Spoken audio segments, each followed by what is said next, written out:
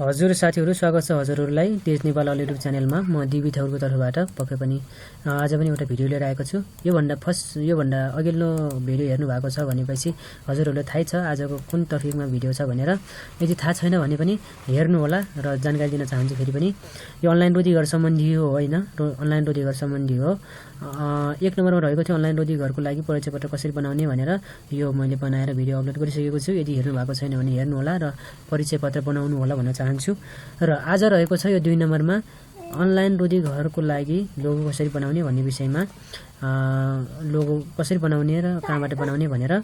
यसैगरी 3 number 4 number 5 6 7 number सबै प्रत्येक भिडियोहरुमा चाहिँ यो सबै अनलाइन रोजगार सम्बन्धी अथवा कुनै पनि संस्था सम्बन्धी चाहिँ परिचय पत्रहरु समान पत्रहरु कसरी बनाउने भनेर चाहिँ देखाउने छु। भिडियोलाई फलो गर्नु होला। र आजको रहेको छ अनलाइन रोजगारको लागि लोगो कसरी बनाउने भन्ने विषयमा। ल ढिला नगरिकन म फोटोशप ओपन गर्न चाहन्छु। फोटोशप CC 2019 हो। यो एकदमै राम्रो भर्सनमा छ। कसरी डाउनलोड गर्ने, कहाँबाट डाउनलोड गर्ने भनेर खुल्लुली हुनुहुन्छ भनेपछि कमेन्ट गर्नु होला। म तपाईलाई फुल्ली सपोर्ट गर्नेछु र लिंक पनि दिनेछु भन्न चाहन्छु। रोजगारको लागि यस्तै खालको लोगो चाहिन्छ हैन। यस्तै खालको लोगो कहाँबाट ल्याउने, कसरी ल्याउने भनेर एकदम मनमा खुल्लुली हुनुहुन्छ भनेपछि म तपाईलाई एकदमै बनाएर देखाउने छु। यस्तै खालको फोटो, यस्तै खालको लोगो बनाएर देखाउने छु। भिडियोलाई अन्तिमसम्म हेर्नु होला। मैले यसलाई हाइड गर्दै यहाँबाट हटाइदिए। नयाँ फाइल ल्याउनको लागि कन्ट्रोल एन गरे पनि हुन्छ हैन, अथवा यो न्यूमा जानु होला। न्यूमा क्लिक गर्नु होला। न्यूमा क्लिक गरिसकेपछि तपाईले एउटा डकुमेन्ट दिन्छ। त्यहाँनिर तपाईले साइज भर्नुपर्ने हुन्छ।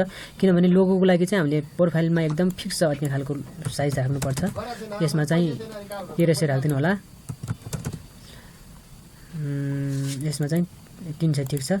त्यसपछि यहाँ बीचमा राख्दिनु होला किनभने लोगोको लागि बीचमा हुन्छ हैन। राखिसकेपछि यहाँ क्रिएटमा क्लिक गर्नु होला। क्रिएटमा क्लिक गरिसकेपछि तपाईको लागि यसलाई म यहाँबाट हटाइदिए किनभने यो अघि तपाईले देखाइसकेको यस्तै खालको बनाउने हैन। यो चाहिँ एकदम प्रोफाइलमा फिक्स हुने खालको है। तपाईको फेसबुक प्रोफाइलमा एकदम फिक्स हुने खालको साइज छ यो। साइज त्यसरी नै टाइप गर्नु होला। र सर्वप्रथम ढिला नगरिकन म जान्छु। यसले चाहिँ यहाँ ताला लागेको छ। यसलाई चाहिँ माउसको डबल क्लिक गर्नु होला हैन। डबल क्लिक गरेपछि यसको ताला खोलिदिनु होला। ताला खोलिसकेपछि सिधै यसमा कलरमा जानु होला। अनि सबभन्दा फर्स्टको सोलिड कलर छ, यसमा क्लिक गर्नु होला। क्लिक गरिसकेपछि तपाईले कस्तो खालको कलर राख्दिने, मैले ल यही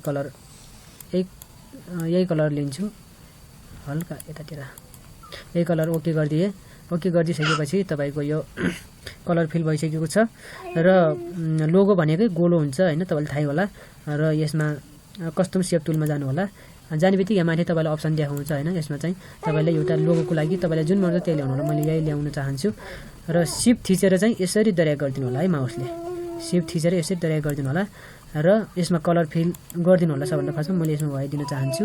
यो बोर्डर हल्का सानो गर्छु। तपाईले यो बोर्डरको कलर अझ पनि ल्याउन सक्नुहुन्छ है साथीहरु। बोर्डरको कलर ल्याउनलाई यसमा क्लिक गर्नु होला। र तपाईले जुन खालको मन लाग्छ त्यही ल्याउन सक्नुहुन्छ।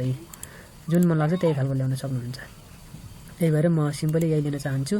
यसले चाहिँ यति नै ल्याइदिए र यसलाई हल्का मुभ गरेर तलमाथि ल्याउँछु म। यसरी सेन्टरमा, यसैगरी सेन्टरमा चारवटा एरो जुज्यो भने सेन्टरमा भएको हुन्छ। त्यही भएर यसरी सेन्टरमा राख्नु होला। यसरी सेन्टरमा राख्नु भयो भने चाहिँ एकदम राम्रो हुन्छ है त। तपाईको एकदम प्रोफाइलमा चाहिँ एकदमै दामी देखिन्छ कि। त्यही भएर पनि अब त्यसमा अब टाइपिङ लेख्नको लागि सर्वप्रथम यहाँ न्यू फाइल राख्नु होला हैन। यसमा चाहिँ अब तपाईले चाहिँ फेरि यतै जानु होला। यता गइसकेपछि यो खालको ल्याउनु होला। यो खालको ल्याइसकेपछि यसलाई पनि शिफ्ट थिचेर यसरी ड्र्याग गरिदिनु होला। यसरी ड्र्याग गरिदिनु होला। ड्र्याग गरिसकेपछि यसमा पनि कलर भर्ने आउँछ। यसमा चाहिँ नो कलर गरिदिनु होला। नो कलर गरिदिनु होला। यो बोर्डर पनि एकदम सानो साइजमा राखिदिनु होला। सानो साइजमा राखिदिसकेपछि यसले चाहिँ अब हामीले हल्का यहाँ एडजस्ट गर्नुपर्ने हुन्छ साथीहरु। एडजस्ट गर्नको लागि हल्का तलमाथि तान्नु होला। हल्का यता ल्याइदिउँ। अनि यहाँ किबोर्डबाट चाहिँ हल्का मिलाउनु होला। ल यति भइसकेपछि तपाईको टाइपिङ ल्याउनु होला। टाइपिङ ल्याउनको लागि यहाँ टेक्स्टमा क्लिक गर्नु होला र यहाँ आफ्नो राख्नु होला। तपाईलाई कुन राख्न मन लाग्छ त्यो राख्नु होला। मैले सिम्पली एउटा रोजगारको नाम राख्न चाहन्छु।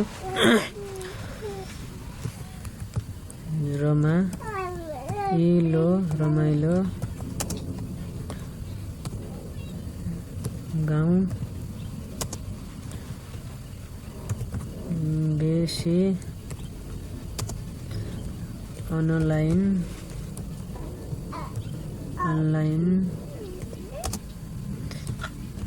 रोजगार यो चाहिँ एकदमै फिक्स भइसकेको छ साथीहरू।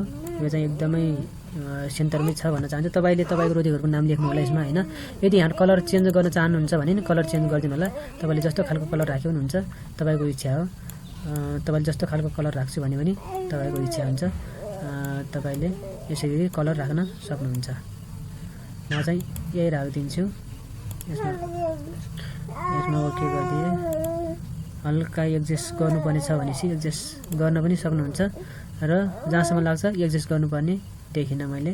हल्का त्यहाँ यता हल्का घुमाइदिउँ। यति भइसकेपछि भयो। तपाईँको यो बिचमाको यो जुन हामीले टेक्स्ट लेख्नको लागि गोलो ल्याएको थियौँ यसले चाहिँ यहाँबाट हटाइदिनु होला। यहाँबाट हटाइदिसकेपछि भयो। त्यसपछि तपाईँले तल स्थापना डेट लेख्नको लागि स्थापना डेट लेख्नु होला।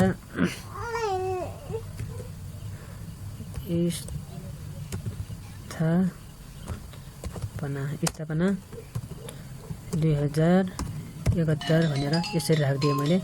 यसरी राखिदिसकेपछि यहाँ क्लिक गर्नु होला। क्लिक गरिसकेपछि यसमा चाहिँ तपाईँले यो माथि छ तलतिर घुमाउन सक्नुहुन्छ। तलतिर घुमाउनलाई यहाँ एडजस्ट गर्नुको लागि एकदम फिक्स ल्याउनु होला।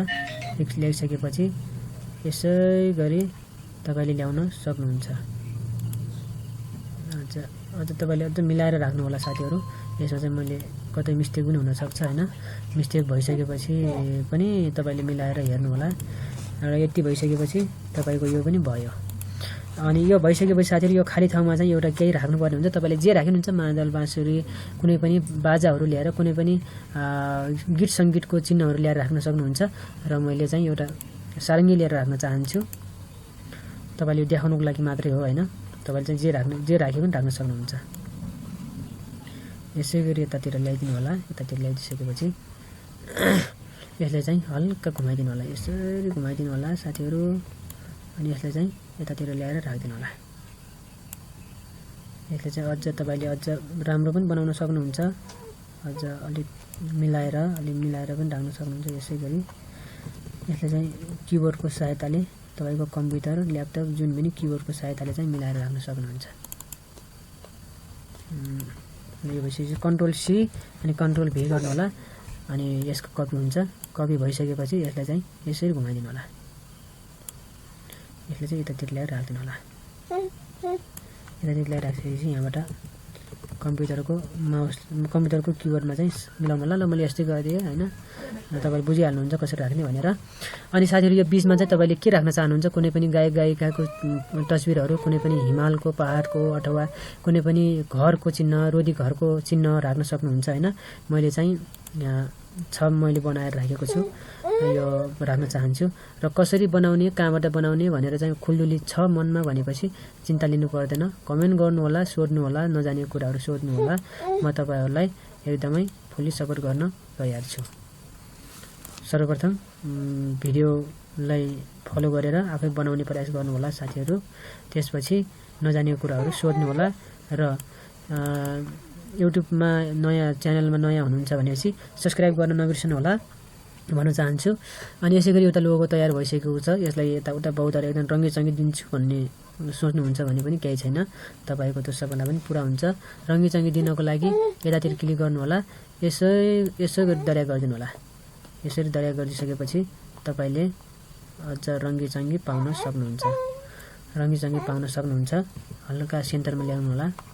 सेन्टरमा ल्याउनको लागि यतातिर थिचेर हल्का ल अनि त्यसपछि यहीँ थिचेर यसको कलर फिल गर्नु होला। कलर फिल गर्नुको लागि तपाईँले जस्तो कलर राख्नुहुन्छ मैले यही राखिदिएँ। यो राख्नको लागि तलमाथि मिलाउनु पर्ने हुन्छ हल्का। अनि यो तपाईँले यस्तै खालको ल एउटा तयार भइसकेको छ साथीहरू। यस्तो खालको लोगो एउटा बनाएर तपाईँले एकदमै आफ्नो रोदी घरमा चाहिँ राख्न सक्नुहुन्छ। कतिपय कलाकारहरू प्रमाणपत्र सम्मानपत्र लोगो हेरेर नै आउनुहुन्छ आफ्नो फेसबुकमा अपलोड गर्नको लागि। आहा कति राम्रो हो, कति दामी हो भनेर त्यस्तो सोचमा पनि तपाईँको रोधी घरमा प्रवेश गर्न सक्नुहुन्छ। तसर्थ रोधी घर बनाउने ठुलो कुरा होइन, सामान्य नै हो। रोधी घर बनाइसकेपछि कसरी व्यवस्थापन गर्ने र कसरी चलाउने भन्ने चाहिँ ठुलो कुरा हो। रोधी घर चलाउनको लागि सर्वप्रथम यी कार्यहरूको, यी लोगो प्रमाणपत्र सम्मानपत्रहरूको प्रमुख भूमिका हुन्छ। साथीहरू भिडियो हेर्नुभयो त्यसको लागि धेरै धेरै धन्यवाद। आगामी आउने दिनहरूमा पनि यस्तै भिडियोहरू हेर्न सक्नुहुन्छ। सर्वप्रथम युट्युब च्यानललाई सब्सक्राइब गर्नुहोस् र साइडमा भएको बेल आइकनलाई क्लिक गर्नुहोस्, किनभने मैले भिडियो अपलोड गर्ने बित्तिकै तपाईँको मोबाइलमा नोटिफिकेसन आउनेछ। भन्न चाहन्छु यसलाई सेभ गर्नको लागि यता फाइलमा गएर सेभ अज गर्नुहोस्। मैले यो सेभ गर्न चाहिनँ। भिडियो हेर्नुभयो।